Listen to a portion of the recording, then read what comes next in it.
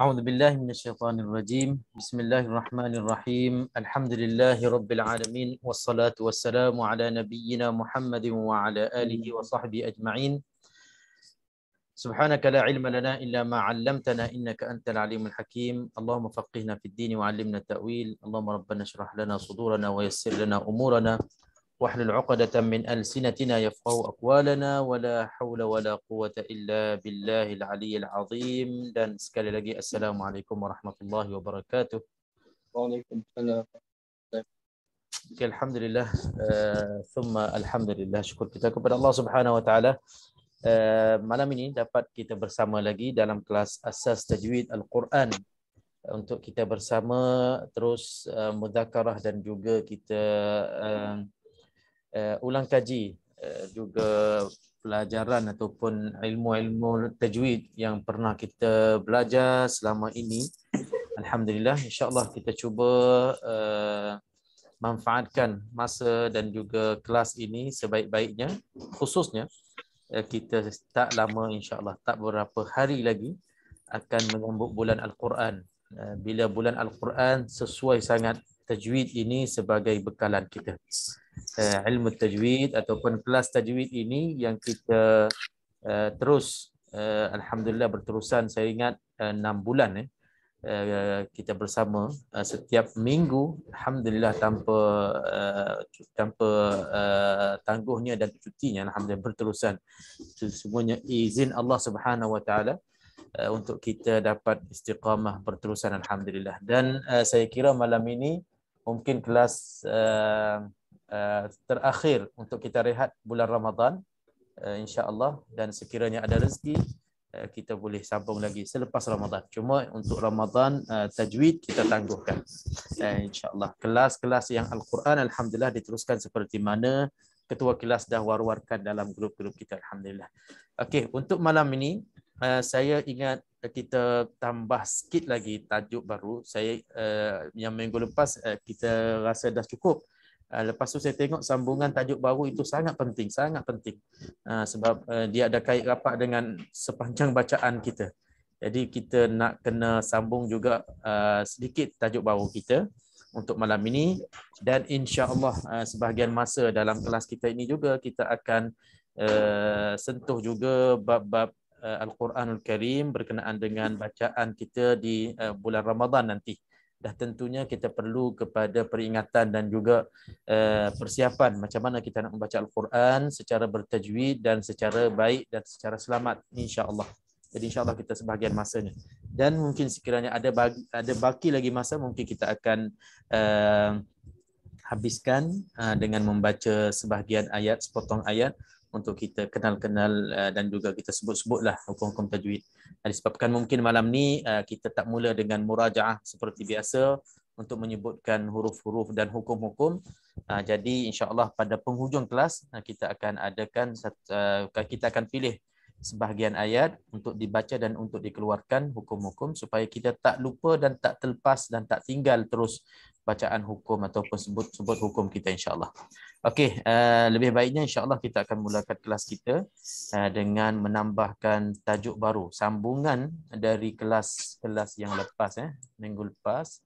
Kelas akhir sekali kita bincang berkenaan dengan makhraj huruf, makharijul huruf. Yang minggu lepas akhir sekali kita belajar iaitu makhraj jin, makhraj shin dan makhraj ya. 3 huruf ini. Dan seperti mana kita jelaskan dalam kelas lepas, tiga huruf ini tak begitu bermasalah lah dalam sebutan kita. Jadi untuk malam ini huruf-huruf yang agak bermasalah sedikit. Sebab itu perlu untuk kita ambil. Bahagian halqum, bahagian ha pedas, bahagian ain, itu bermasalah, kita dah selesai, alhamdulillah. Ini bahagian lisan, bahagian lidah ni ada sebahagian huruf memang sangat-sangat perlu dijelaskan dan diambil perhatian dan diambil kira waktu kita membaca, sebab seperti mana selalu saya sebut dalam kelas-kelas tajwid, ilmu Al-Quran, ilmu lughah ataupun lughatul Arabiyyah, lughatul Quran ini apabila disalah sebut tersalah sebutnya, sama ada mat terlebih, mat kurang, ataupun bertukar huruf. Bertukar huruf kadang-kadang berlaku dengan kita tak keluar lidah. Maka dia boleh berubah makna terus, boleh berubah huruf, boleh berubah makna, dan sekiranya berlaku dalam bacaan kita, terutamanya contohnya dalam bacaan dalam solat, sangat-sangat rugi kalau kita tak ambil berat dan juga tak kira makhraj itu.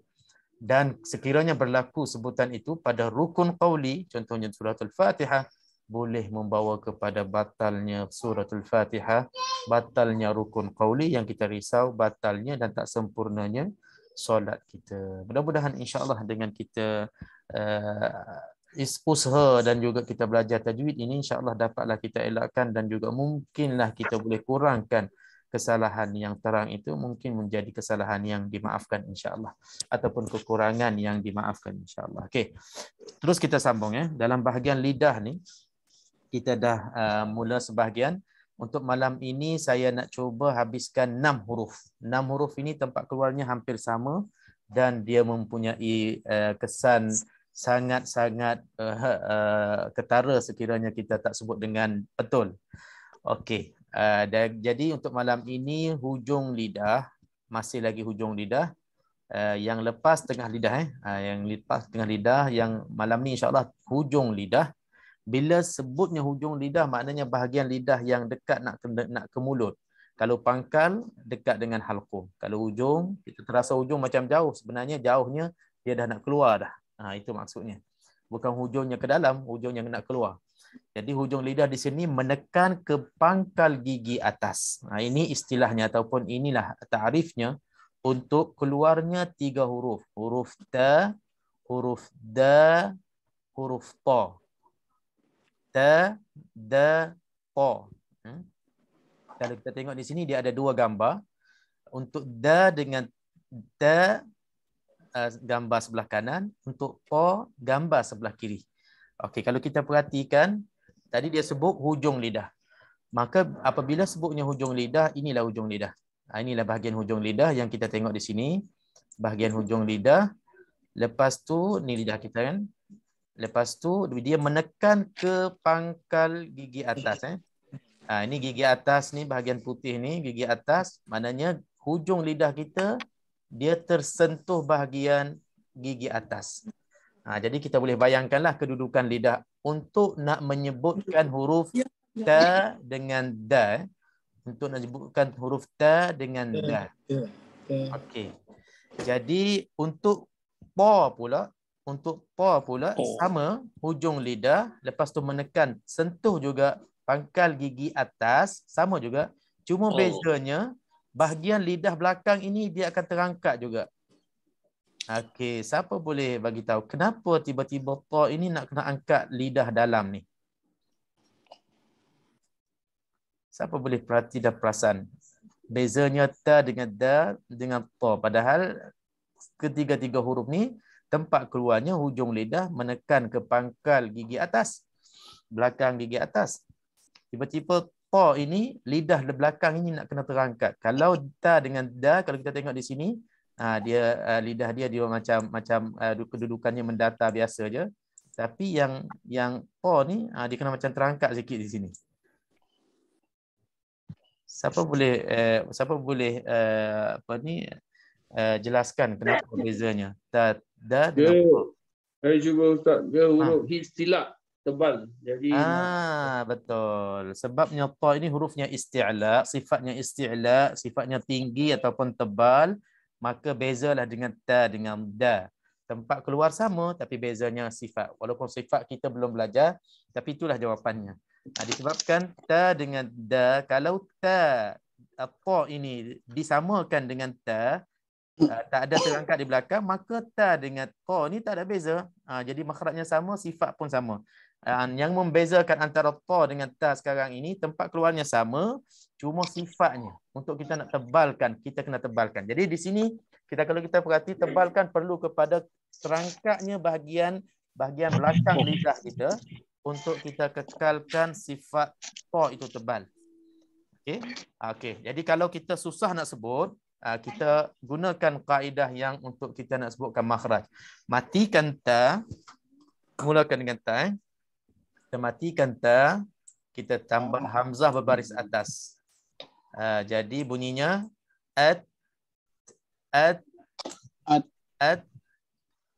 Okey, last kali kita terasa tak lidah kita, hujung lidah bahagian depan dia akan sentuh gigi depan atas. Kan itu jelas sekali.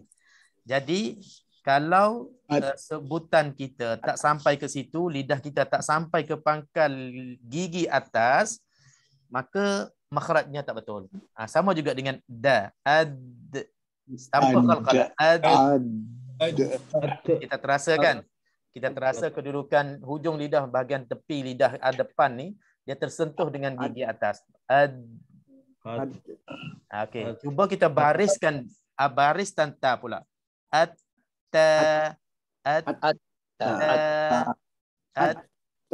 Okey, itulah makhraj ta yang sempurna. Dengan kita jagakan istifalnya, kita jagakan tipisnya ta dan juga makhraj dal, begitu juga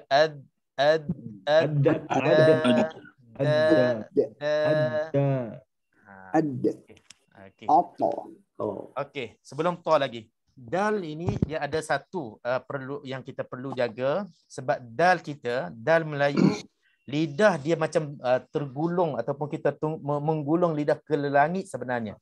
Ke langit. Kalau kita sebut ikut selesanya bahasa Melayu, dah. Dia kedudukan lidah dia kedudukan lidah ini, hujung lidah ini dia senang nak sentuh atas, bahagian atas ini. Dia tak senang nak sebutnya pangkal gigi. Kalau huruf da. Macam kalau kita nak sebut sini macam bahasa India kan. Bahasa India ke bahasa Pakistan, Bangla ke, dia memang dal dia dalam dia punya huruf dalnya. Kita Melayu tak ada sedalam mereka, tapi kita memang kita lebih selesa hujung lidah ini dia akan terangkat ke langit keras ini. Di sini kita akan sebut kita tak sentuhnya pangkal gigi. Ini bahasa Melayu. Da. Okey, kita cuba carilah perkataan huruf Melayu dalam. Di dalam. Cuba kita tengok di dalam. Hujung lidah tak sentuh. Dia tak sentuh pun pangkal gigi. Setuju tak?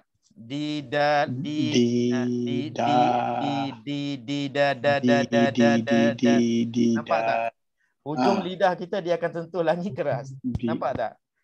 Ini problemnya dan juga kurang fasihnya kita Melayu untuk menyebutkan dal Al-Quran ataupun dal Arab. Jadi saya salah satunya lah. Salah satu pembaca Al-Quran, bila saya membaca di depan syekh-syekh Arab, mereka akan sangat nampak makhraj dal saya kurang Arabnya. Jadi saya selalu ditegur. Iyyaka na'budu na'budu bunyi dalam sikit. Walaupun kita dah rasa macam kita selalu cakap Arab dah, tapi dia tak nampak, tak sefasih Arab yang memang hujung lidah ini betul-betul nak kena sentuhkan gigi depan. Jadi apa yang saya buat untuk saya elakkan daripada dal Melayu ni nak jadikan dal Arab, saya cuba juga gigi kepala lidah sikit je. Ini untuk saya nak latih, nak ikatkan lidah ini, hujung lidah supaya tak terangkat ke langit keras. Jadi saya buat da. Jadi kalau kita suluh memang dia akan macam tersentuh sikit. Kalau tak buat macam tu, lidah kita dia dah tak biasa sentuh di langit. Jadi dia tak jadi dal fasih Arab lah. Ta pun sama juga. Da ta tapi ta tak jelas, tak ketara sangat, tapi memang ketara sangat. Dia akan mudahnya sentuh di langit. Jadi tuan-tuan, puan-puan yang saya nak cadangkan di sini, waktu kita nak baca huruf dal dalam Al-Quran, cubalah hujung lidah bahagian depan tu sentuhkan gigi atas kita. Kalau tak boleh, memang selalunya bunyi dalam juga. Jadi kita cubalah gigit kepala lidah sedikit. Iyyaka na'budu wa lebih selamat. Lebih selamat dan lebih fasih sebutannya. Iyyaka na'budu. Iyyaka na'budu. Jadi itulah kena berlatih, betul-betul kena berlatih. Sebab ini kadang-kadang kita dah lama sangat sebut ikut selesa lidah kita dan sebutan kita, yang mana bukan ikut fasahah Arab, dia lebih kepada cakapan harian kita. Mungkin kalau yang orang yang mahir lidahnya English, mungkin dia cenderung ke sana. Tapi kalau yang mahirnya selalunya sebut bercakapnya dalam bahasa Melayu, memang dal itu ada problem sikit. Kita akan lebih selesa sentuhnya lelangit keras kita. Jadi tempat yang sebenarnya di sini disebut di pangkal gigi atas, kena sentuh. Kalau tidak, kita gigit kepala lidah sikit untuk tiga huruf ini. Cuma huruf ta kita kena tebalkan sikit. Ta tebalkan sikit, jadi apo amahum Jadi sama juga kedudukan lidah, memang hujung lidah bahagian depan kena sentuh belakang gigi atas, itu yang terbaik kalau boleh. Kalau tidak, cuba gigit sikit supaya tak lari ke dalam jadi dal Melayu. Amahum. Dan kalau kita tak mampu nak buat bahagian belakang lidah ini sentuh lelangit lembut ini, maka kita muncunglah mulut sikit untuk dapatkan tebal, isti'lakan ta ataupun itbaqkan ta. Okey.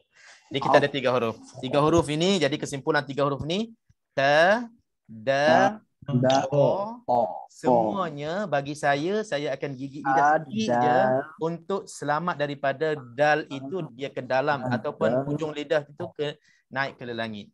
Ini saya punya cara untuk nak kekalkan fasih ataupun sebutnya lebih selamat daripada sebutan ikut selesa lidah kita. Okey, jadi 3 huruf ni insya-Allah saya rasa kita kena latih, dan itulah caranya yang saya boleh terangkan. Okey, pergi kepada bahagian yang kedua ini yang menjadi tajuk kita pada malam ini insya-Allah. Ini yang selalu saya sebut ini. Jadi tuan-tuan mungkin teringat juga saya selalu sebut ini. Inilah sampainya kepada tajuk yang kita belajar sendiri dalam bab makharijul huruf insya-Allah.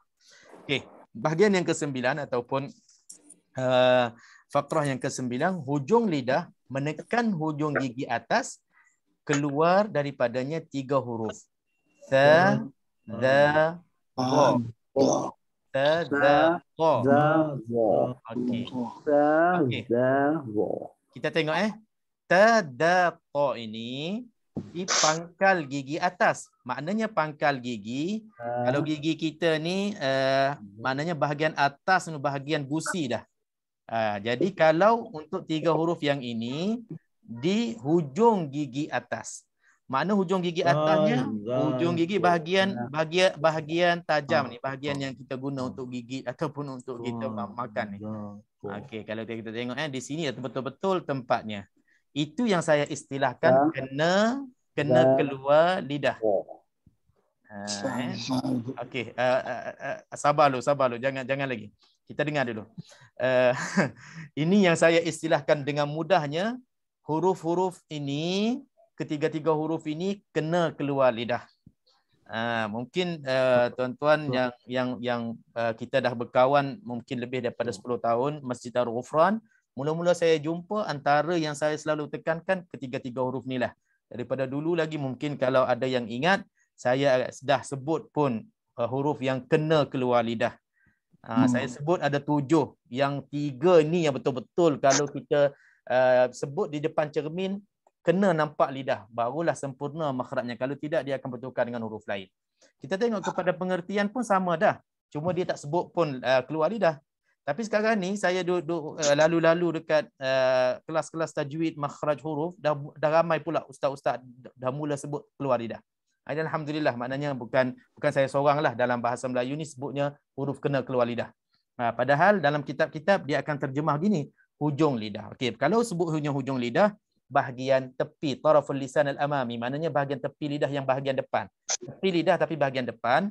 Lepas tu dikata menekan hujung gigi. Bila hujung gigi mestilah nak kena keluarkan lidah. Kan, hujung gigi maknanya bawah ni, bahagian gigi bawah kita ni. Bila kita tekan, lidah kita terkeluarlah. Itu maksudnya kena keluar lidah. Kalau tak keluar lidah, dia tak jadi huruf tiga-tiga ni. Okey, sama juga. Kita tengok huruf tha, huruf dha, huruf dha. Okay, alhamdulillah kita dah nampak di sini gambar pun menjelaskan tengok ni lidah kita, ni lidah kita dah terkeluar lagi pada gigi. Ini gigi atas, ni gigi bawah. Nampak ni lidah terkeluar ni. Inilah kedudukannya. Okey, cuba matikan. Kita matikan. Matikan hamzah di depannya bagi atas. Okey, cuba sebut kalau nak rasa lidah sendiri pun dah nampak. Ataupun kalau ada cermin depan nampak. Kalau tuan-tuan puan-puan kalau sebut dia ada berlarinya nafas ataupun angin, itu huruf sin, bukan huruf ta. Kalau itu salah. Itu sin. Sin itu di tengah lidah yang kita dah belajar minggu lepas. Ini kalau kita keluar lidah, tak ada peluang untuk nak berlalunya angin. Sebab itu, saya kalau dengar orang baca fahaddits, wa amma bi ni'mati rabbika fahaddits. Kalau ada dis, itu salah. Dia jadikan huruf sin. Padahal di situ fahaddits, kuat macam mana kita tekan sebutan pun dia tak akan berlarinya. Dia tak ada larinya angin di mulut kita, di rongga mulut kita. Kalau ada dis, okey. Kalau ada dis, itu salah. Fahaddits. Okey. Huruf ta, ta. Betul-betul lidah kita memang menekan ke ujung gigi depan kita. Okey. Okey. Dalam huruf zal pun sama juga, kita matikan dan azza. Okey. Okey. Ini penting. Dia bukan zai, dia zal. Zai yang kita belum belajar lagi. Zai yang macam ra tu. Ini zai. Ini zai. Okey, zai belum belajar lagi. Ini sekarang ni zal, zal, azza, azzi,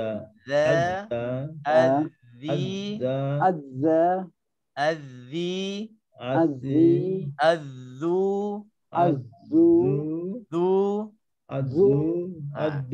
beza. Kalau tak keluar lidah, dia akan jadi zai ni.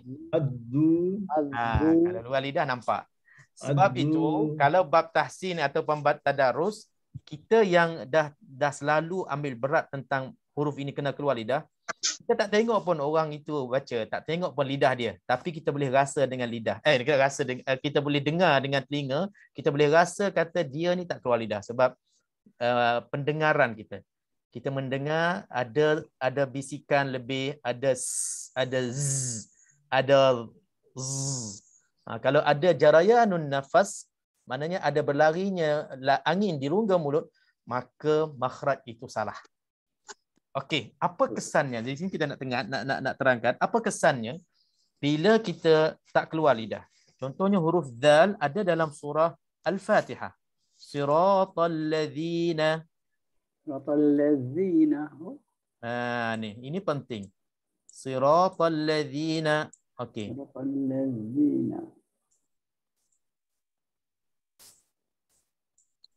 Okey, alladzina.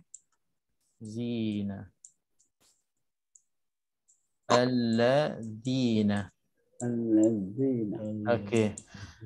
Apa kesannya bila kita tak keluar lidah? Siratal ladzina. Lazina. Dia akan jadi huruf yang bawah ni. Siratal ladzina. Bila kita tak keluar lidah, dia automatik dia akan bertukar huruf zai. Maka perkataan al-lazina dengan huruf zai dah menyalahi huruf yang sebenar, sifatnya dan makhrajnya. Maka makna al-lazina yang bawah ini tiada makna. Dalam bahasa Al-Quran tiada makna. Dia bahasa percakapan, bahasa am, bahasa logat-logat pasar ni mungkin bolehlah. Banyak jugalah Arab-Arab menggunakan zal dengan zai. Tetapi untuk Al-Quran kena tetap sebut seperti mana diturunkan. Seperti mana diajar oleh Nabi SAW, maka disebabkan tak keluar lidahnya dina, kita dah tukar huruf menjadi lazina. Ini yang paling risau. Tanpa kita sedar, disebabkan hanya tak keluar lidah saja, dah berubah makna dan bertukar huruf. Jadi siratal dzina kena lidah. Begitu juga dengan huruf-huruf yang ataupun tempat-tempat yang lain, huruf dzal, huruf tha, huruf dha, pastikan keluarkan lidah ataupun sentuhkan hujung lidah depan dengan hujung gigi kita, gigi depan kita. Okey, huruf dha pula, dha mati sebelumnya hamzah atas, dia akan jadi tebal sikit sebab dha ni antara huruf isti'la.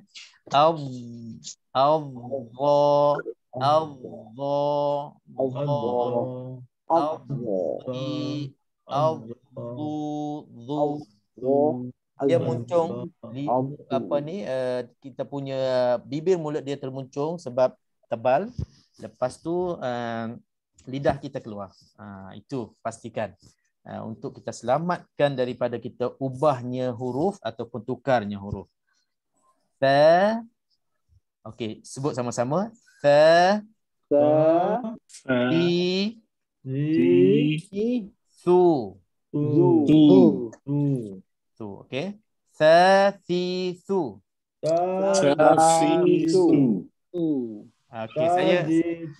Okey, saya dengar ada antara kita yang masih sebut sasi, bunyi ada. Bila ada sasisu itu huruf sin.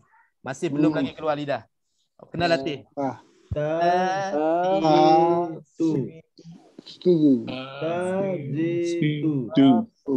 Okey. Dia perkara ni memang nak kena apa ni? Nak latihan.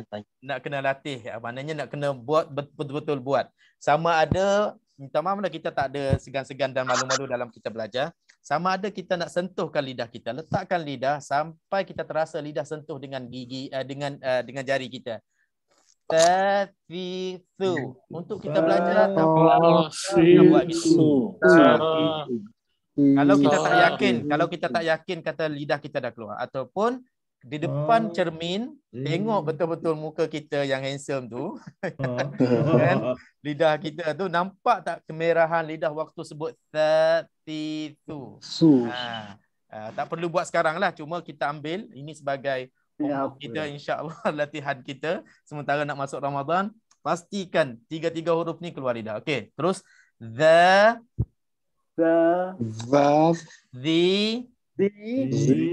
du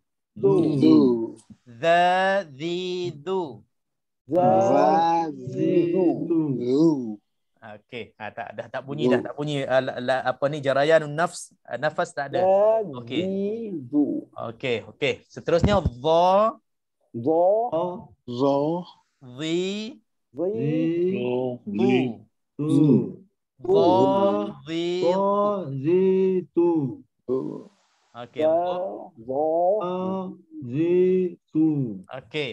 Okey. Ni ramai-ramai boleh tumpang suara ramai, tak ada masalah. Okey, sekarang ni siapa berani nak sebut seorang-seorang? Boleh. Tempatan. Boleh. Siapa yang nak cuba sebut tiga-tiga huruf ni? Haji Abdullah dulu. Okey. Insya-Allah boleh insya-Allah. Kita belajar. Alhamdulillah. Okey. Zitu. Okey, kita mula dengan huruf ta dulu.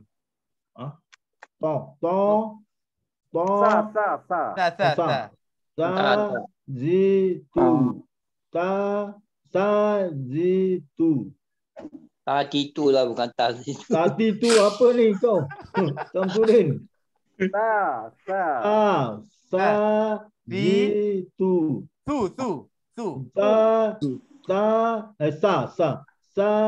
Zizu. Kejap. Haji Abdullah ni dia nak sebut ketiga-tiga huruf. Tak ada, satu huruf je. Dia baca tiga huruf.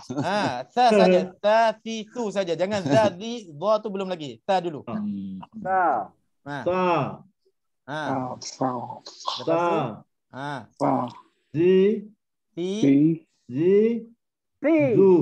Dia baca tiga huruf, Ustaz. Dia baca tiga huruf lagi. Huruf sa dulu, tiga-tiga baris. Dia boros habis. Dia tak faham. Boleh, tak apa. Haji Abdullah dah sebut. Ta, selamat. Semua ta bagi bawah pula. Zi.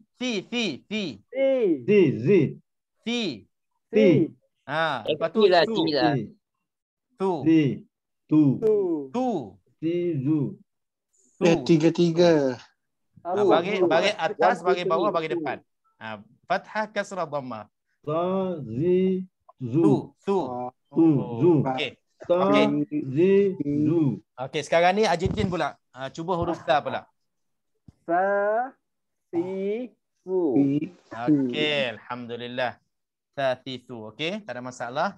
Okey, sekarang ni huruf zal. Siapa nak sebut zal dengan tiga-tiga barisnya? Fathah, dhamma, fathah, kasrah, dhamma, atas, bawah, depan. Nurdin. Ta, Haji zi, Nurdin. zu. Sorang-sorang. Za, Okey. Haji siapa? Haji Abdullah dulu. za, zi, zu. Okey, bagi saya lidah tak berapa jelas keluarnya tapi dia dah selamat daripada jadi hurufnya zai. Cuma kalau lebih fasihnya zu. Getaran waktu kita sebut tu tidak ada nampak, kita terasa macam ada gegaran sikit bila dia tersentuh dengan hujung gigi. Zi, zu. Okey, alhamdulillah. Okey, siapa lagi nak cuba huruf za? Saya cuba Zat. Okey, silakan. Za, zi, zu. Okey, jelas, masya-Allah. Okey.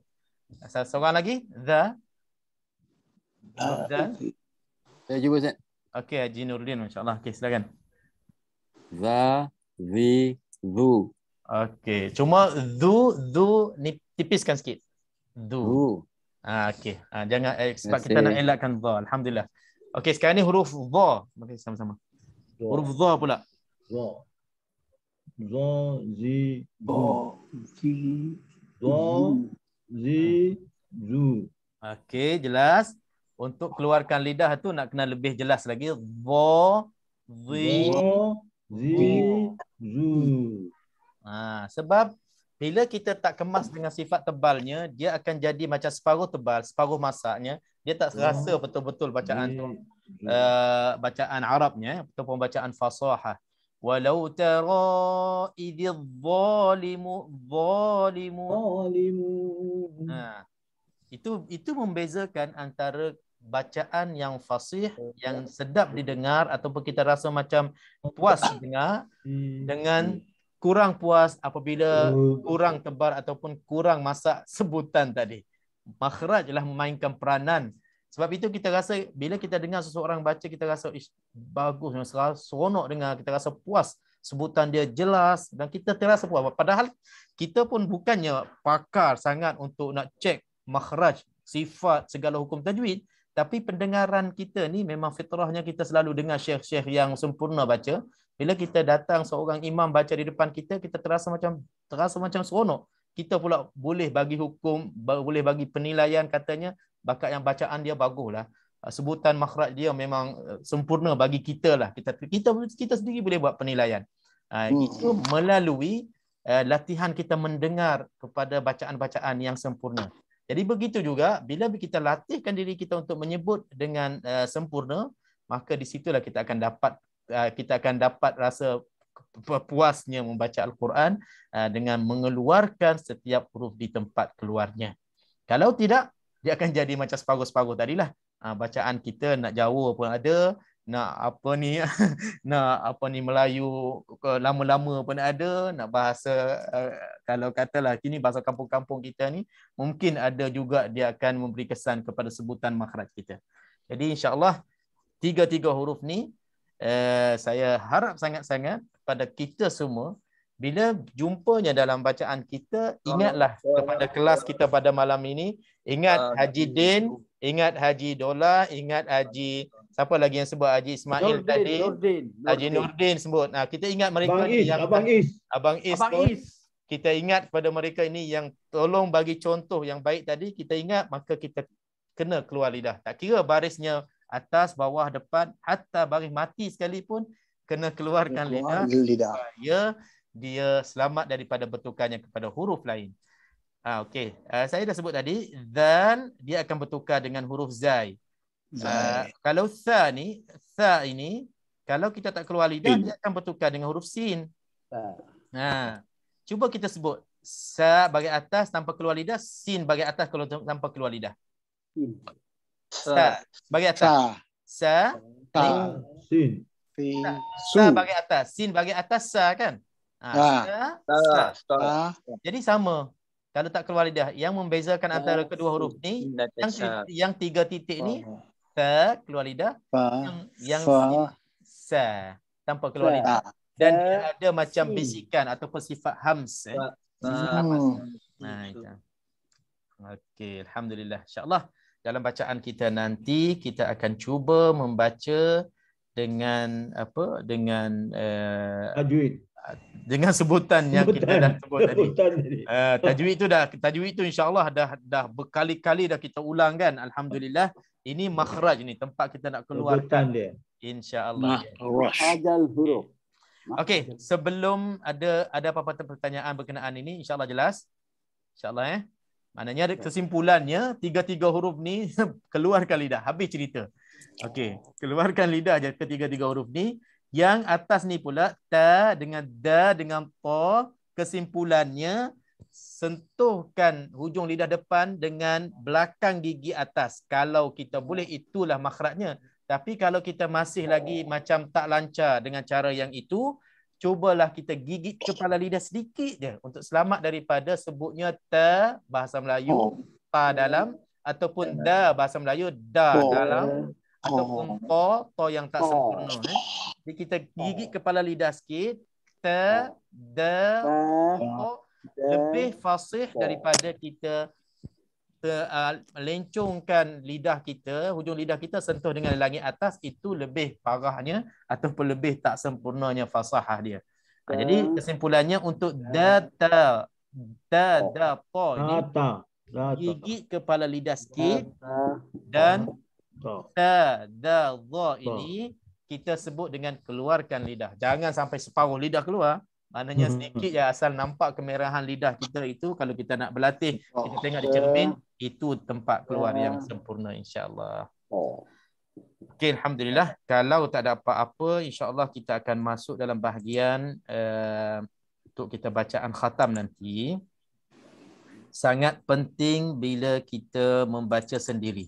Kalau kita baca dalam tadarus, mungkin boleh kumpulan tadarus membantu kita. Kalau kita baca sendiri, dah tentunya insya-Allah bulan Ramadan ini, bulan Al-Quran, saya yakin tuan-tuan puan-puan semua ada rancangan membaca sendiri, untuk khatam sendiri. Ada antara kita alhamdulillah mampu khatam 1 kali sebulan, sepanjang sebulan itu. Tak kiralah yang dia baca dengan tadarus, dengan kumpulan, di masjid ke di mana-mana, itu tak kira. Itu khatam berjamaah. Khatam itu tumpang menumpang. Tapi yang betul-betul khatamnya kita baca sendiri daripada awal Baqarah sampai An-Nas, kita sendiri yang susun bila nak bacanya. Setiap selepas solat fardu ke ataupun ada masa-masa tertentu kita khususkan untuk membaca Al-Quran sahaja, itu terpulang kepada teknik masing-masing. Ada yang nak khatam 1 kali, ada yang khatam 2 kali, tapi nasihatnya kita cubalah baca bertajwid. Jangan kita kejar kepada kuantiti yang banyak kita baca, walaupun kita tak baca tajwid, kita langgar sebab asalkan kita nak baca khatam secepatnya. Tidak, kita cubalah baca serta tajwid, walaupun kita belum lagi mahir untuk nak tadabbur ke apa, tak apa. Yang penting kita dah baca dan cuba kita praktikkan segala hukum tajwid sepanjang kita belajar dalam hukum asas-asas tajwid dalam kelas tajwid ni, insya-Allah kita bacalah sebanyak-banyaknya, insya-Allah. Mungkin antara kita ada yang dapat mengkhatam sendiri sampai 2-3 kali, insya-Allah itu rezeki masing-masing lah. Berijtihadlah, maknanya bersungguh-sungguhlah untuk tahun ini khasah, lebih baik ataupun lebih banyak daripada tahun sudah-sudah, insya-Allah. Cubalah kita susun. Okey, jadi bila kita baca sendiri, kitalah pembaca, kitalah guru diri kita sendiri. Jadi di sini saya pun insya-Allah maknanya walaupun kita yakin banyak kesilapan kita, tapi kita niat belajar. Okey, niat belajar maksudnya kita masih dalam tempoh belajar, kita masih lagi dalam proses belajar. Masya-Allah, alhamdulillah. Antara kita, masya-Allah, selalu kita sebut ada antara yang paling tua dalam grup kita. Masya-Allah, panjang umur, masih belajar. masih masuk kelas, masih baca, masih bagi komitmen, alhamdulillah. Maknanya kita dalam proses belajar. Jadi kalau adalah kekurangan, adalah tersilap bacanya, mohon Allah Subhanahu Wa Taala ampun dan maaf dan terima amal kita. Jadi sekurang-kurangnya ada langkah-langkah yang kita usaha sebelum kita baca sendiri ini sebagai buat perhatian ataupun peringatan bagi kita. Sebab kalau kita baca sorang-sorang nanti dan tak diingatkan hukum-hukum ini ataupun cara bacaan ini, mungkin kita akan baca ikut seronok kita, ikut mudah kita. Okey, antara perkara yang saya boleh ingatkan di sini iaitulah bacaan pada awal-awal surah yang dinamakan huruf muqatta'ah.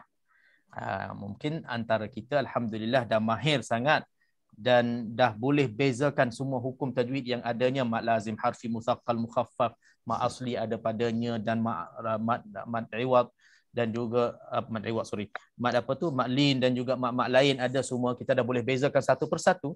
Tapi dalam ramai-ramai mungkin ada seorang dua masih lagi confused ataupun masih lagi tak jelas macam mana nak baca huruf-huruf muqatta'ah ni. Sebab memang berlaku juga dalam kelas kita baca tak sempurna. Jadi di sini saya nak ingatkanlah, huruf muqatta'ah apa yang kita faham adalah huruf yang kita kena baca sebut huruf itu sebiji-sebiji. Contohnya kalau huruf-huruf hijaiyah belum dimasukkan baris, dia akan sebut alif, ba, ta, jim, ha, kha. Itu sebut sebiji-sebiji huruf hijaiyah. Jadi huruf muqatta'ah yang ada pada 29 surah ni, ada pada awal 29 surah ini kena baca sebiji-sebiji begitu. Tapi nak kena ikut kaedah dia lah. Contohnya kita tengok surah yang pertama, surah Al-Baqarah. Adanya alif lam mim. InsyaAllah ni tak ada masalah sebab selalu kita dengar, selalu kita baca dan selalu kita tengok orang baca kan, dalam TV ke apa ke, kita selalu dengar bacaan-bacaan orang yang baca sebagai contoh. Alif lam mim. Jadi alif kena sebut alif tanpa mad. Lam kena panjangkan 6 harakat. Lepas tu antara lam dengan mim kita kena ada dengung idgham. Ini perkara yang tambahan lah. Mungkin antara kita mungkin belum clear lagi. Contohnya lam, saya jelaskan sini, padahal kita dah belajar dalam mad lazim. Lam ini 6 harakat. Lepas tu mim mati di sini. Selepas lam ada mim. So, saya baru ajar satu kelas tajwid ni. Rupanya dia baru tahu. Padahal dia dah pandai tajwid. Dia kata tak pernah tahu kata ada dengung di sini. Okey, jadi kita dah panjangkan lam 6 harakat kan? Sini 6 harakat. Lepas tu mim mati bertemu dengan mim. Mim mati bertemu dengan mim, hukumnya apa? Idgham mithlain saghir. Idgham mithlain saghir. Jadi idgham hukumnya 2 harakat dengan 2 harakat. Jadi lam panjang 6 harakat. Sebelum masuk mim ada dengung 2 harakat, baru kita masuk 6 untuk mim ini. Jadi bacanya alif lam mim. Itu ada mim. 2 harakat. 2 harakat ni. Dia kena ada tu. Ini sebagai peringatan lah.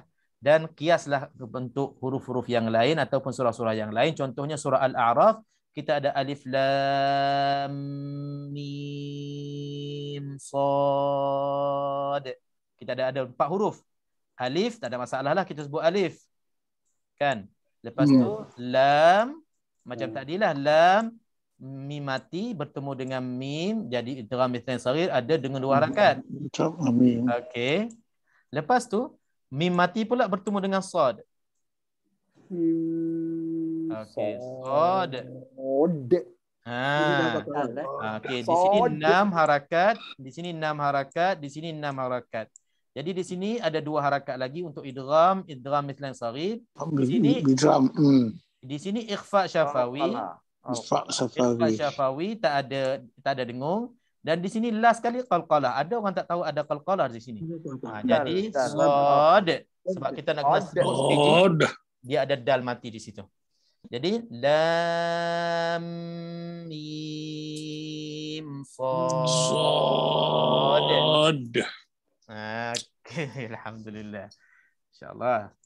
Okey, contohnya macam yang lain tak ada masalah lah. Alif lam ra, alif lam mim ra. Kita ada kaf ha ya ain sad. Ni. Ini antara contoh lah. Kita nak kena jaga-jaga nanti macam mana nak baca. Baris pun tak sepenuhnya. Ada yang ada baris, ada yang tak ada baris. Jadi samalah kita kaedahnya. Kaf dia termasuk dalam huruf 8 yang dimatkan dengan 6 harakat. Kaf. Lepas tu ha.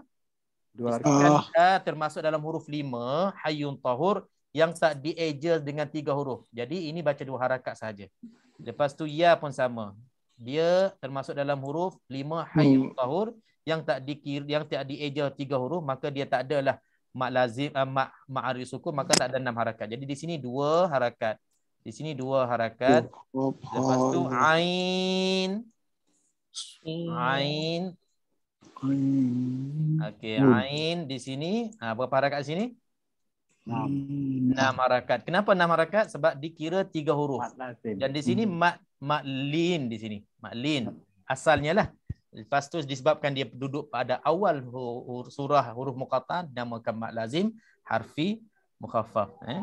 Lepas tu sad. Okey, jadi di sini semua nak kena kira. Nak ambil kira ni. Kaf 6 harakat, ha 2, ya 2, ain 6 harakat, sad 6 harakat. Inilah bahagian dia. Jadi ini sebagai contoh keseluruhan untuk huruf-huruf muqattah yang ada pada awal 29 surah ini. Maka bila kita baca sendiri, hati-hati dan jaga-jaga. Kalau kita masih tak yakin, mesej lah dalam grup, tanya. Ataupun kalau nak PM peribadi pun boleh. Siapa-siapa yang kita tahu boleh bantu kita, tanya. Jangan kita segan untuk kita baca dengan baik. Semoga bacaan dan khatam kita diterima dengan sempurnanya, insya-Allah. Ini sebagai peringatan. Saya tak perlu nak syarahkan semua. Jadi kita huruf-huruf muqatta'ah yang pada awal surah ini kena hati-hati waktu kita baca dan kita sebutnya, insya-Allah. Okey, habis bahagian.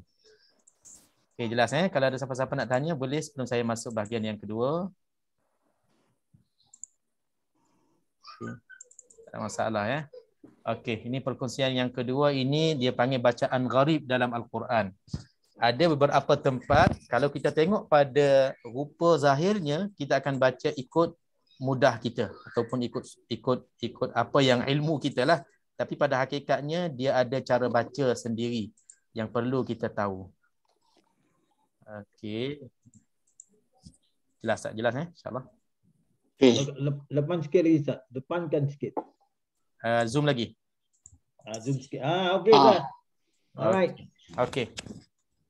Ini antara perkataan-perkataan gharib Al-Quran, maknanya bukannya berulang di banyak tempat. Ini beberapa tempat saja. Ataupun ini satu-satunya di dalam Al-Quran. Antaranya kita mula dengan saktah dulu. Saktah ni huruf sin kecil yang ada atas atas huruf ataupun atas ayat. Sin kecil. Dalam rasam Uthmani, kalau sin kecil ini tak bertukar lagi dengan makna lain. Mungkin ada rasam lain, sin itu dengan makna lain. Tapi untuk rasam Uthmani yang selalu kita baca, sin ini tandanya untuk saktah. Saktah maknanya kita berhenti seketika tanpa kita bernafas dan kita sambung dengan nafas yang sama. Contohnya di sini dalam surah Al-Mutaffifin ayat 14 kita kena baca kalla bal rana ala, tanpa kita bernafas. Kalla bal rana ala qulubihim. Kita kena berhenti tapi kita bernafas dan kita terus sambung dengan nafas yang sama. Jadi dalam Al-Quran sakta-sakta ada banyak. Surah Al-Kahf ada kalau sambung ayat pertama dengan ayat kedua. Surah Yasin, qalu ya wailana man ba'athana min marqadina hadza ma wa'ada ar-rahman. Surah Al-Qiyamah dan surah Al-Mutaffifin. Dan surah lain dikira saktah yang harus. Contohnya surah Al-Haqqah, Maliyah halaka, dan akhir surah Al-Anfal dengan awal surah Taubah kalau kita baca sambung dikira ada juga saktah. Okey, jadi kesimpulannya huruf sin kecil berhenti dengan nafas yang sama kita sambung. Habis. Alhamdulillah. Okey, kalimah yang kedua iaitulah dalam surah Hud ayat 47. Siapa yang ada Quran boleh buka. Kita dah lalu bacaan kita di sini dengan bacaan tahsin ataupun tadarus berkali-kali. Tapi maknanya kita kalau kita tengok kepada tulisan ini, ra ini dia tak ada baris. Tiba-tiba dia ada tanda. Jadi macam mana nak baca tiba-tibanya tak ada baris ni? Jadi di sini dah diterangkan. Maksudnya di sini hukumnya imalah. Imalah ni maknanya bukan malas. Imalah ni maknanya kita mail, kita cenderungkan baris bawah ke baris atas. Dia asalnya majri. Kalau kita tengok ra sesuai dengan selepasnya ada ya. Rumah ya kan. Sepatutnya majri. Tapi dia imalah, cenderungkan baris bawah ni nak ke baris atas. Jadi dia melencong sikit daripada patah baris bawah penuh, dia nak ke baris atas, lebih kepada baris atas. Sebab tu jadi majri. Muncung mulut muncung. Dia tak muncung, dia jadi macam antara baris atas dengan baris bawah. Majariha. Wa qala irkabu fiha bismillahi majriha riha. Banyak sikit. Ini satu-satunya lah imalah dalam bacaan Hafs. Kalau bacaan lain, macam contohnya bacaan Warsh, semua ya, alif maqsurah semua dibaca. Wadduhi wal laili idza saja tu kan. Inilah samanya. Sama, cuma kita ada satu tempat ni je untuk bacaan Hafs. Majriha. Okey, jelas Isman. Okey, selesai. Majriha dah selesai. Dan perkataan gharib juga yang kita akan jumpa sekiranya kita baca Al-Quran sendiri ataupun dengan grup nanti berjamaah. Ayat yang ke-11 dalam surah Yusuf. Qalu ya abana ma laka la ta'manna. La ta'manna di sini. Kalau tengok kepada tulisan, dia macam nun ini ada sabdu. Jadi wajibul ghunnah ikut bacaan kita. Kalau ikut apa yang kita belajar tajwid, nun ada sabdu wajibul ghunnah, tetapi dia ada tanda. Ada tanda untuk bacaan lain daripada sabdu ataupun wajibul ghunnah yang selalu kita baca. Jadi di sini hukumnya sama, ada ismam ataupun satu lagi raum. Dia ada dua. Dia ada dua pilihan. Di sini dia sebut ismam satu. Jadi mungkin dia pilih yang paling mudah lah. Okey, ismam macam mana kita nak sebut? Okey, kalau tak ada yang menerangkan, contohnya bukan tak semestinya saya lah, siapa-siapa yang tahu tentang cara bacaan ni. Bila kita nak baca, walaupun kita dah cari dalam kitab tajwid dia tulis ismam. Di sini kata mencucu. Mencucu apa mencucu? Muncung kan, muncung. Di sini tulis mencucu ni saya pun tak faham muncung. Okey, muncung macam mana nak muncung? Muncung tu.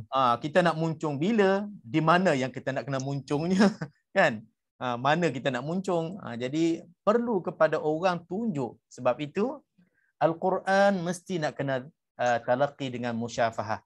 Kena ada guru di depan kita, orang yang lebih mahir di depan kita untuk tunjukkan macam mana cara membaca ataupun cara bacaan yang betul.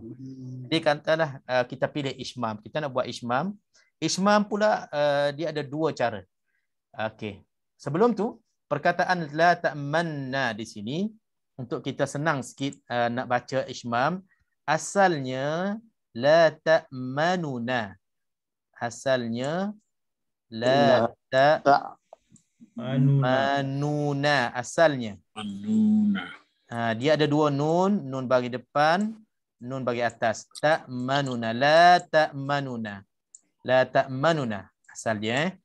Okey, jadi bila hukumnya ismam di sini, nun yang pertama ini diidghamkan, dimasukkan ke dalam nun yang kedua, jadi macam ni.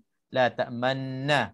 La ta'manna tanpa nun yang asal ataupun nun yang pertama, nun bagi depan.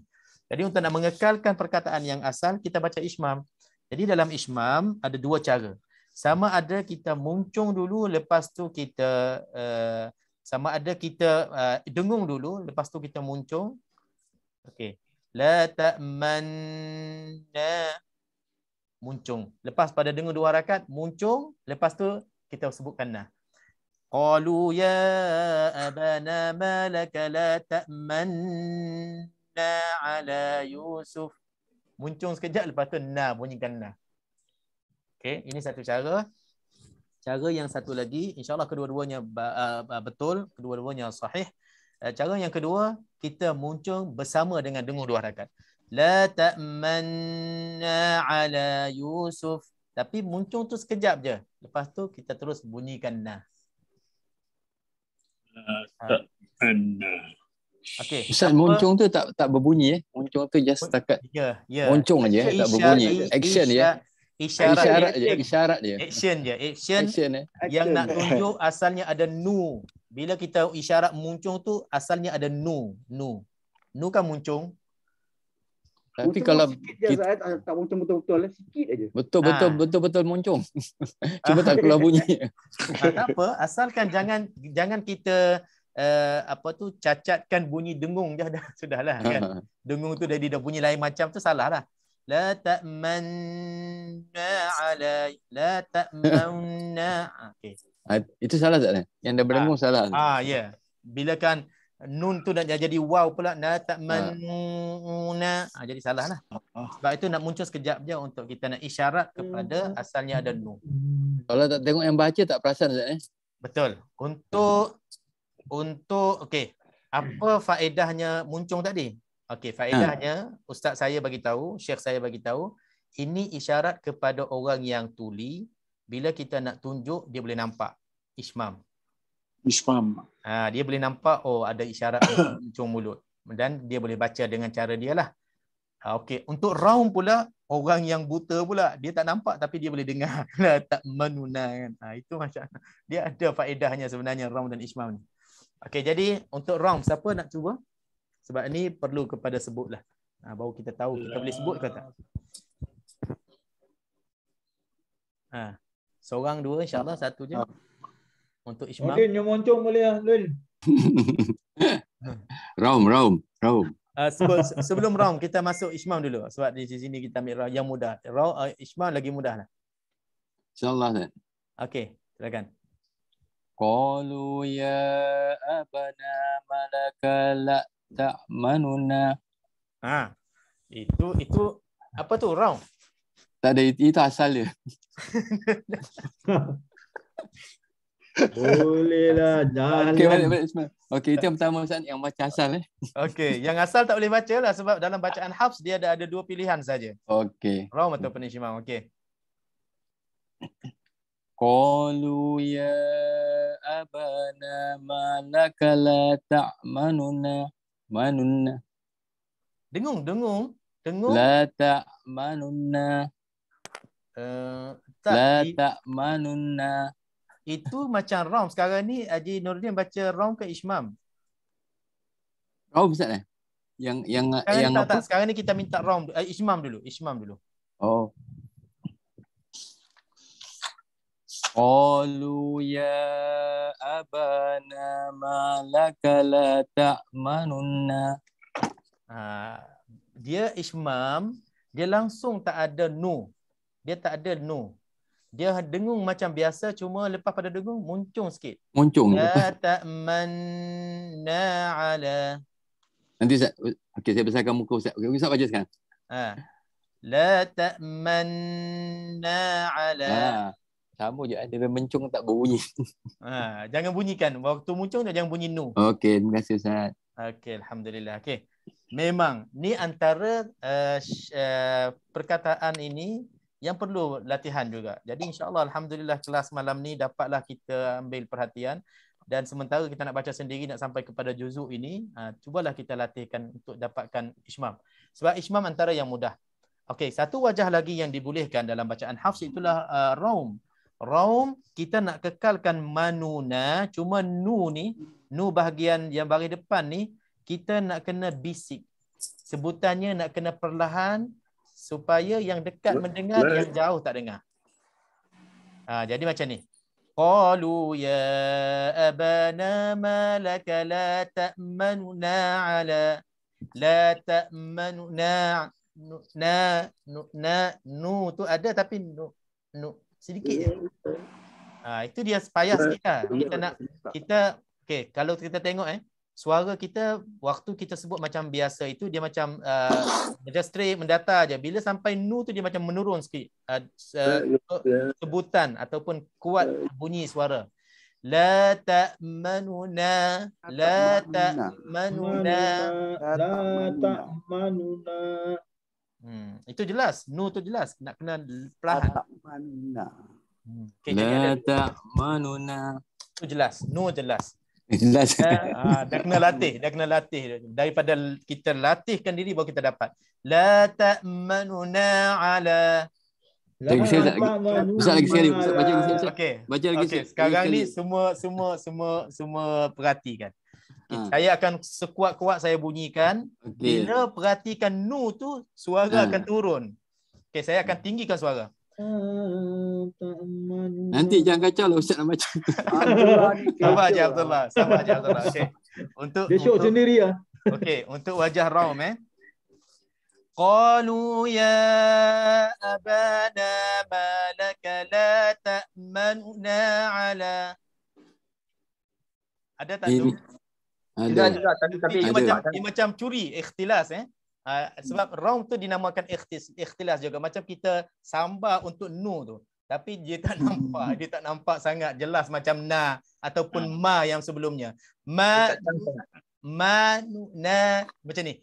Kalau slow motion la ta'manuna, la ta'manuna. La ta'manna. Macam itulah insya-Allah. La ta'manna. Itu macam sakta. Itu macam terputus Dia kena ada nu sikit. Bayar. Tapi Raum ikhtilas ni memang susah sikit. Orang-orang yang betul-betul nak mungkin dapat. Tapi kita ambil ishmam dulu. La ta'manna ala. Dengung 2 harakat macam biasa, lepas tu muncul, selamat. La ta'manna. Ustaz nak kena dengungkan nun Ustaz Ya, dengung 2 harakat. Saya belajar dengan syekh saya tak dengung, tapi yang masyhurnya dengung 2 harakat insya-Allah. Okey, alhamdulillah. Insya-Allah kita boleh latih lagi, ada masa lagi Syekh. Kalimah berikutnya kita ada kalimah a'jamiyun dalam surah Fussilat ayat yang ke-44 ayat ke-44 surah Fussilat. Kalau tengok kepada tulisan dia ada 2 hamzah, a dengan a. Jadi kalau kita baca ikut tulisan ni kita akan baca a'jami. Tiba-tiba dia ada tanda pelik sikit di atas hamzah yang kedua ni, maka hukumnya di sini asalnya hukumnya di sini tashil. Yalah, betul. Tashil hukum tashil. Tashil maknanya kita sebut hamzah bain. Hamzah antara hamzah dan bukan hamzah. Antara hamzah betul-betul dan bukan hamzah. Hamzah yang kedua ini kenapa? Sebab di sini bertemunya ataupun berkumpulnya 3 huruf di tempat hampir yang sama. A dengan ain. Semua dihalkum belaka. Jadi bahasa Al-Quran ini atau bahasa Arab dia nak mudahkan ketiga-tiga huruf ini semua halkum a'jami jadi macam banyak kan. Jadi dia ambil tashil untuk nak memudahkan sebut hamzah yang kedua. Jadi hamzah kedua ini disebutkan dengan syarat tashil, tak disebutkan dengan cara hamzah yang originalnya ataupun hamzah yang sempurnanya macam alif hamzah di atas a. Alif yang kedua bukannya di atas a, tidak, dia sebut tashil separuh a. Bunyinya macam mana bunyinya? Siapa boleh bagi contoh dulu? A'jami. A'jami Zat. Jadi dulu macam mana? A'jami. Itu macam tekan lain macam tu. Okey. Itu bunyi dua-duanya Okey, dia macam ni. Yang pertama tu ada masalah. Yang kedua dia bunyi Okey, kita latih diri kita bunyi dulu. Bukan Okey. Hamzah tempat keluar hamzah di pangkal halqum. Jadi kita sebut macam tak sampai pangkal. Okey. Macam nak nakutkan orang. Okey, Yang tu kita jumpakan dengan ain mati. Okey.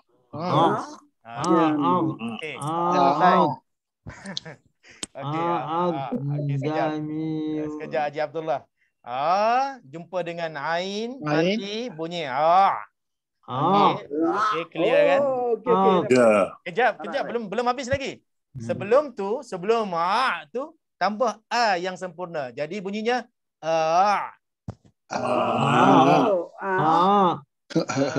itu je tasheeh. Jami. Jami. Boleh. Boleh Tat, boleh. Itulah cara sebut untuk tashilkan hamzah. Nasib baik Satu alhamdulillah. je, Quran satu Ya, je. nasib baik dalam bacaan kita satu ni je. Kalau bacaan lain banyak lagi tashil ni. Jadi untuk satu ni kita kena baca jami. Jami. Jami. InsyaAllah selesai. Okey, last kali dalam surah Al-Hujurat. Surah Al-Hujurat ayat yang ke-11. Okey, kalau kita tengok ikut susunan tulisan ini, kita akan baca bi'sal ismu. Bi'sal ismu. Sebab selalunya kita akan jumpa kalau alif lam ini, selalunya dia kena ada hamzah. Sepatutnya lah dia ada hamzah sini ke, ada hamzah sini ke. Jadi sebab tu kita akan baca bi'sal ismu. Jadi satu-satunya dalam surah Al-Hujurat untuk bacaan Hafs di sini, dia baca dengan naqal. Bukan nakal naqal Naqal. Dia baca Naqal. naqal maknanya kita baca dengan pindah. Naqal ni pindah. Orang nak pindah rumah, naqal rumah, pindah rumah. Kita pindahkan. Apa yang nak pindah di sini? Kenapa nak pindah? Okey, kita terang satu-satu. Di sini kalau kita tengok lam alif yang kedua di sini untuk perkataan al-ism, alif di sini alif hamzah wasal. Dia bukannya hamzah qata yang ada hamzah. Dia alif hamzah wasal yang tak adanya hamzah. Jadi bila hamzah wasal bertemu dengan sin mati, kedua-duanya baris mati. Kedua-duanya huruf berbaris mati. Jadi kita istilahkan apa? Iltiqa' sakinain. Macam kita tambah nun di bawah ni. Kan tanwin itu bertemu dengan huruf mati kan? Iltiqa' sakinain kita tambah ni bagi bawah. Jadi di sini pun sama. Bila lam mati di sini, lam mati di sini bertemu dengan sin mati, maka dalam bahasa Arab ni dia nak memudahkan, dia hidupkan yang pertama lam ini dengan baris bawah. Itu je hakikat nakal di sini. Jadi dia pindahkan baris bawah di sini, baris lam mati ni dia hidupkan dengan baris nun bawah. Jadi namanya nakal baris bawah ke lam mati tu. Lam mati berubah jadi lam baris bawah. Sebab itu kita baca bi'sa lismu tak ada. Bi'salismu. Jadi dia macam ni lah. Dia macam ni je. Lismu saja. Lam mati, lam baris bawah, sin mati, mim baris depan. Bi'sa lismu. Bi'salismul fusuq. Gitu je. Kita nakal hamzah baris bawah kepada lam mati tadi. Bi'salismul fusuq. Ini dalam surah Al-Hujurat. Bila kita baca sendiri, hati-hati. InsyaAllah kalau jumpa, kita bacalah dengan bi'salismu. InsyaAllah gambar ni saya akan share dalam grup untuk manfaat dan rujukan kita insya-Allah. Okey, ini antara yang disebut dalam risalah ini, dan sebenarnya ada banyak lagi tempat-tempat yang perlu kita ambil perhatian selain daripada yang disebutkan di sini.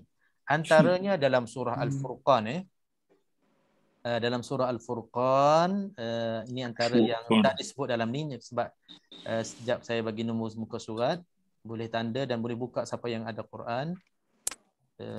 Okey, surah Al-Furqan muka surat 366. 366.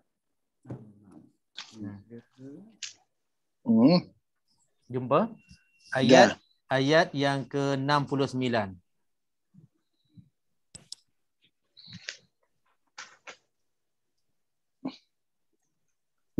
Yudha'af. Ayat Ah. tu berapa Ustaz? Ayat 69. Atas. Atas. Hmm. Illa man taba wa Okay. amana. Sebelum tu. Yudha'af lahul 'adzabu yaumal qiyamati wa yakhlud. 36 ayat berapa? Anu apa? 36. Dah. Muka surat 366 ayat 69. Yudha'af lahul 'adzabu yaumal qiyamati wa yakhlud. Sambung. Fihi muhana. Okey, boleh. Alhamdulillah. Wa yakhlud fihi muhana. Okey, dalam bacaan Hafs ini satu-satunya hak ini ditambahkan 2 harakat. Padahal dia ni bukannya hak dhamir. Bukannya hak dhamir, hak kata ganti nama, bukannya maksilah di sini. Tapi dibaca dengan 2 harakat disebabkan ini diistithnakan. Keluar daripada kaedah maksilah qasirah. Jadi fihi muhana di sini baca 2 harakat sebab ada yang tak perasan bila ikut kaedah maksilah dia tak cukup di sini sebab sebelum sebelum kalau maksilah qasirah sebelum hi itu mesti nak kena bagi bawah. Tapi di sini ada huruf bagi mati, dia tak cukup syarat maksilah tapi dibacakan macam maksilah juga. Tapi dia ada tanda Ustaz ya kecil. Ya betul. Jadi Ya, kadang-kadang Dia orang kena macam mat asli kan? dia akan jadi mak asli lah. Ya. Okey. Fihi. Tapi hukum dia apa Ustaz nama dia? Tadi hukum dia? Masilah. Dia baca macam maksilah qasirah. Tapi hukum dia apa? Hukum dia apa Ustaz? Mak asli tu harakat biasa. Masli. Okay. Okay. Ya. Oh, masilah ganti mak asli ya Ustaz? Ya. Dia tak boleh jadi maksilah sebab tak cukupnya syarat. Tak. Ataupun dikecualikan, dia panggil mustathna maksilah qasirah. Perkara contoh yang dikecuali mustathna contoh yang dikecualikan daripada maksilah qasirah. Okey, satu lagi last untuk malam ni. Insya-Allah dalam surah Al-Anbiya 329. 329. 329 ayat 88.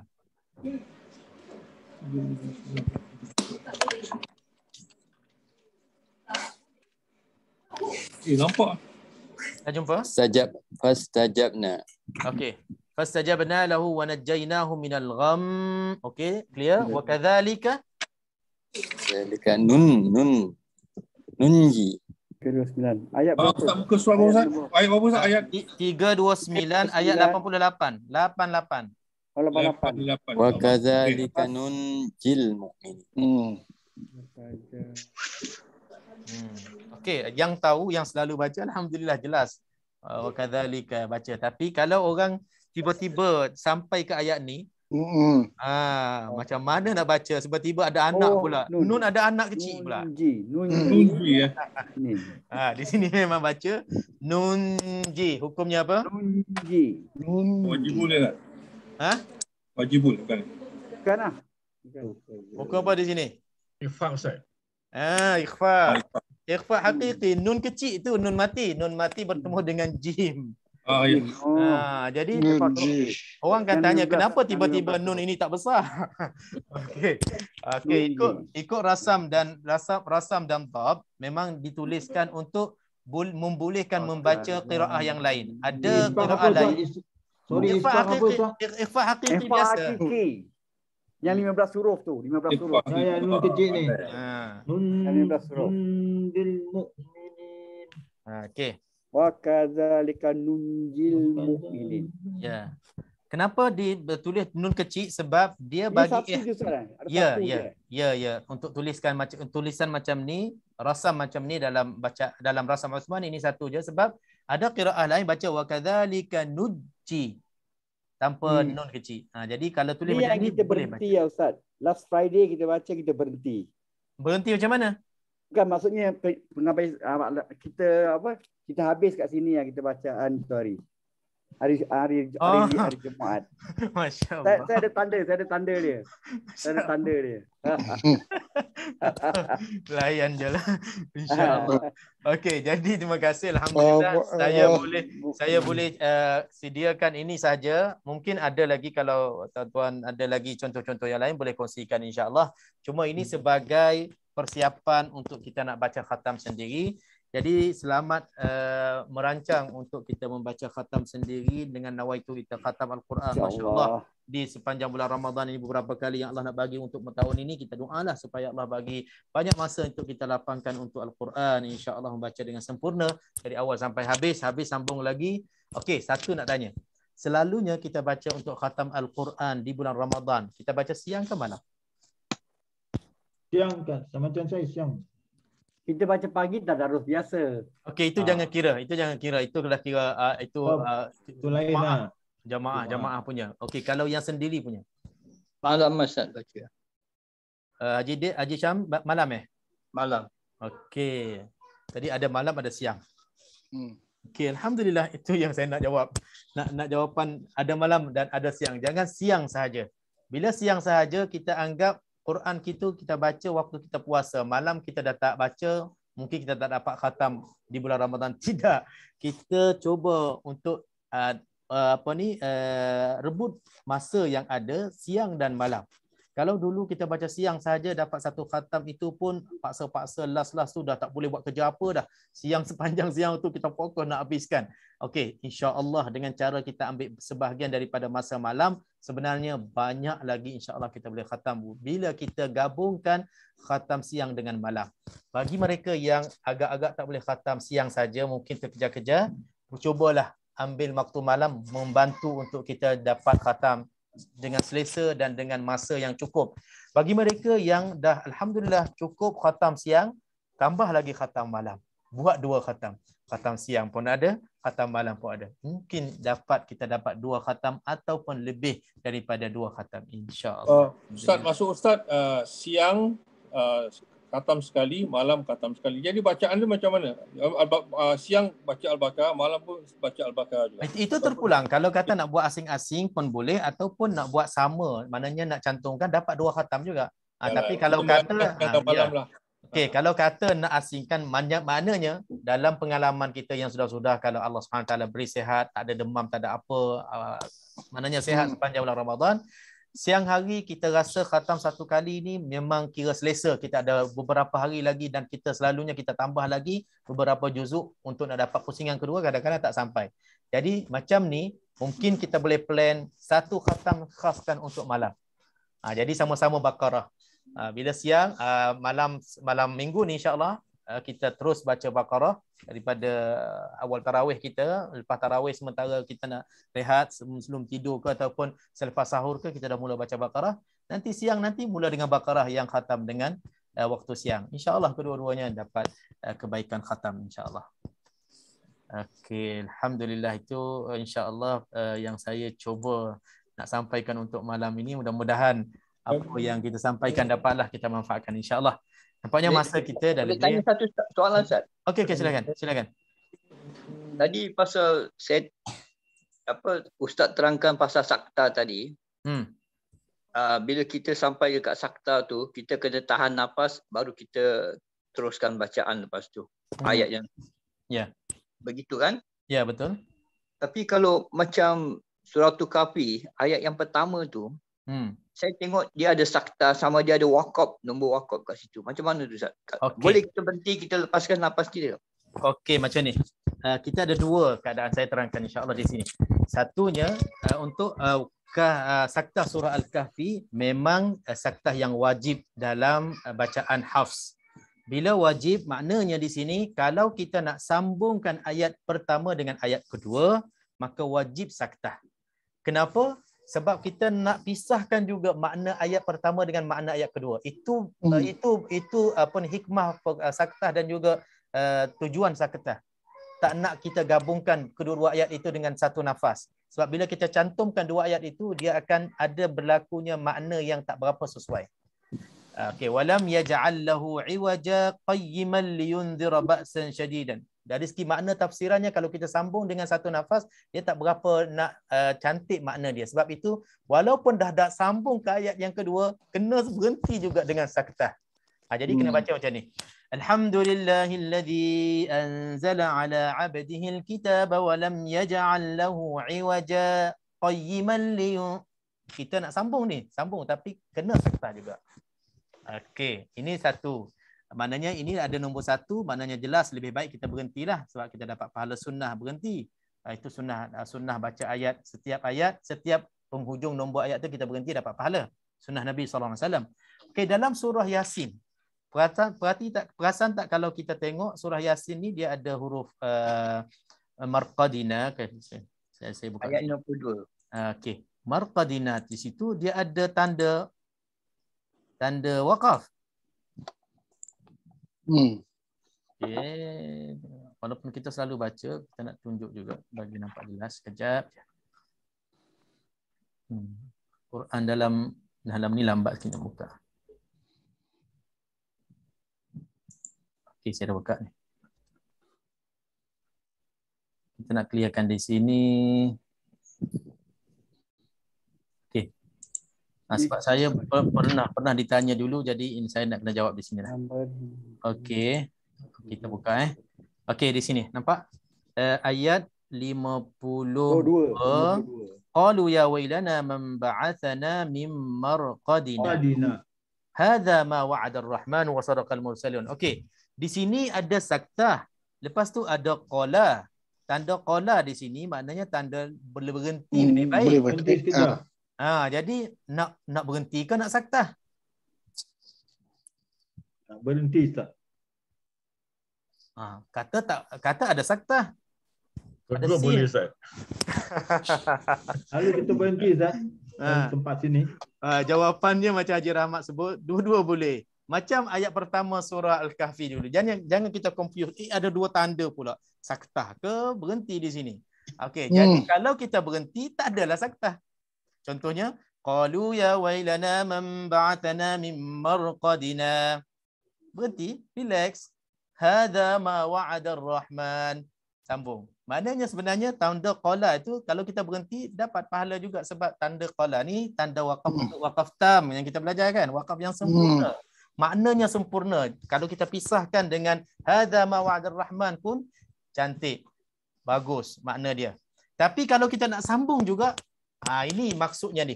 Kalau nak sambung juga disebabkan makna ayat ini, kalau kita sambung marqadina dengan hadza, dia makna dia tak berapa nak cantik kalau kita sambung tanpa waqaf, tanpa saktah. Kenapa? Qalu ya wailana man ba'athana min marqadina, orang yang akan dibangkit dalam keadaan yang tak baik nanti. Ini dikhususkan ayat ini untuk orang kafir. Orang-orang yang akan dibangkit dalam keadaan dahsyat, dalam keadaan yang tak sempurna, dalam keadaan yang akan disiksa semua. Hadza ma wa'ada ar-rahman. Nak disambungkan hadza ma wa'ada ar-rahman. Inilah janji, inilah yang dijanjikan oleh Ar-Rahman, Tuhan yang bersifat pengasih. Jadi macam tak sesuai. Seolah-olah hadza ma wa'ada ar-rahman, orang-orang kafir tadi yang kata. Sebab itu kalau kita nak sambung sekali pun, bercubalah saktah pisahkan makna ini. Pisahkan, jangan cantumkan sampai orang dengar macam orang kafir kata Ar-Rahman pula, macam tak sesuai ayat ini untuk orang kafir, orang yang dibangkit dalam keadaan seksa tadi. Kita sambung dengan ayat hadza ma'adar. Jadi itulah tujuan untuk saktahnya. Walaupun kita nak sambung, kena berhenti seketika, pisahkan makna antara dua ayat ini. Alhamdulillah. Ustaz, saya mohon bertanya boleh Ustaz? Ya, silakan. Ada, sampai saya tak ingat tempat mana lah yang ada ayat tu bila wakaf, dia punya cara ejaan dia macam itu ni, tapi kita baca itu ni. Itu tak masuk, lupa kita nak masukkan. Itu dalam surah Al-Ahqaf. Dalam surah Al-Ahqaf. Okey, kalau nak tengok terima kasih. Kita boleh tunjuk di sini insya-Allah. Kejap Dalam surah Al-Ahqaf, kejap.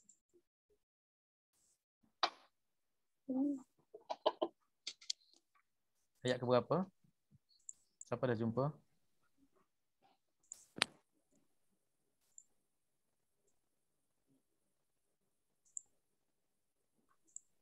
Itu yang kita belajar dalam bab badal. Itu ni. Surah Al-Ahqaf, muka surat 502. Mak jumpa Mak Badal. Hamzah. Okey, dalam Mak Badal Ayat 4. ayat keempat dia, ayat keempat. Saya dah buka dalam skrin. Ayat keempat, di sini sebab kita terpaksa kena berhenti dengan nafas yang pendek ataupun dia ada tanda waqaf, walaupun wasal itu lebih afdal, tapi kadang-kadang nafas kita tak cukup, kita kena berhenti juga. Am lahum syirkun fis samawat, berhenti. Jadi di sini kalau tengok kepada tulisan di sini memang hamzah itu baris mati sukun. Jadi bacanya kita baca selalunya huruf yang ketiga depan kita baca bagi hamzah depan kan? Dan baca uktuni. Ini kalau tak ada orang jelaskan, kita akan baca uktuni. Uktuni. Jadi sebenarnya di sini kita nak kena proseskan hamzah ni. Maknanya kita kalau kembali kepada tajuk mak badal yang kita belajar, iaitulah hamzah yang kedua berbaris mati. Apabila adanya hamzah sebelumnya, maka kita tukarkan hamzah berbaris mati ini kepada jenis ataupun baris yang hamzah sebelumnya. Jadi hamzah sebelumnya di sini sebenarnya kena baca dengan hamzah baris bawah. Kenapa? Sebab tengok hamzah yang mati itu duduknya di atas ya, rumah ya. Dia tak duduk di atas rumah waw. Kalau tidak boleh baca utuni kalau rumah waw. Itu satu pecaman yang mudah bagi kita lah. Tapi kalau nak pergi kepada huraian, di sini dia panggil fi'il yang mu'talnya atau daripada macam imshi, imshiyu, imdiyu. Itu nak kena hurai satu tajuk lagi lah bab soraf ni. Okey, jadi senang di sini. Bila hamzah yang kedua kita nak kena badal, nak kena gantikan. Sekejap hamzah yang kedua ni nak kena gantikan dengan huruf mad yang sesuai dengan hamzah pertama. Hamzah pertama bagi bawah, jadi hamzah yang kedua ini ditukarkan kepada huruf mad ya.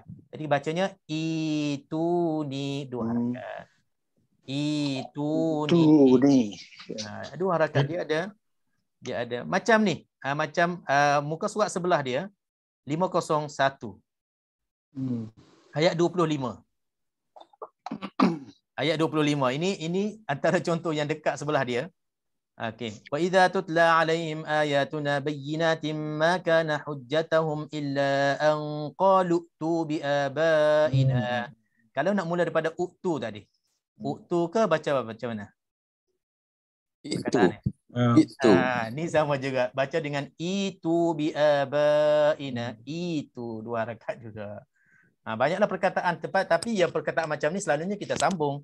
Tapi dalam surah Al-Ahqaf, disebabkan kita kena berhenti, dah ada tanda waqaf, bacanya kena ambil tahu hukum di sini, baca dengan itu ni dua harakat. Sama dengan sebelah juga sama. Ya, banyak lagi dalam tempat-tempat yang lain yang kita tak waqaf, tak ada masalah lah. Kita sambung terus. Itu ni sama juga. Betul sama. Okey, alhamdulillah. InsyaAllah, terima kasih. Saya rasa mungkin ini antara yang kita boleh share pada malam ini. Kalau dia duduk lama macam-macam dia dapat InsyaAllah dah ada masa lagi insyaAllah. Cuma insyaAllah kita dah cukup bekalan dan ada masa lagi kita boleh cari lagi lah rancangan kita dan juga bekalan kita untuk bertemu Ramadan insyaAllah. Jadi saya ucapkan selamat menyambut bulan Ramadan. Kelas tajwid kita dengan rasminya kita tangguh dulu. Doakanlah kalau panjang umur, ada rezeki nanti kita boleh sambung lagi makhraj huruf selepas InsyaAllah.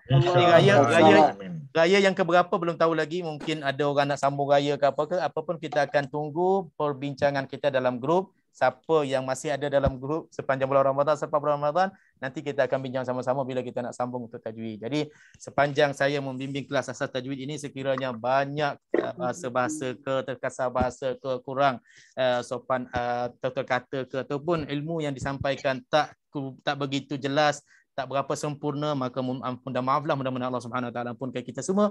Sekiranya ada manfaat, maka insya-Allah itulah buat kita untuk kita jadikan sebagai ilmu yang kita gunakan untuk membaca Al-Quran dengan sempurna. Untuk malam ni insya-Allah kita selamat berehat. Insya-Allah sampai kita jumpa lagi. Subhanakallahumma bihamdik, asyhadu an la ilaha illa anta, astaghfiruka wa atubu ilaik. Terima kasih. Alhamdulillah wassalatu wassalamu ala nabiyyina Muhammad wa ala alihi wasahbihi ajma'in. Allahumma rzuqna ilman nafi'an. Amin. Amin. Barak ala nabiyyina Muhammad wa ala alihi wasahbihi ajma'in. Alhamdulillah rabbil alamin. Haji Din yang banyak salah, banyak silap Ustaz tu. Haji Din banyak salah Ustaz. Ya, kita minta maaf dengan Ustaz.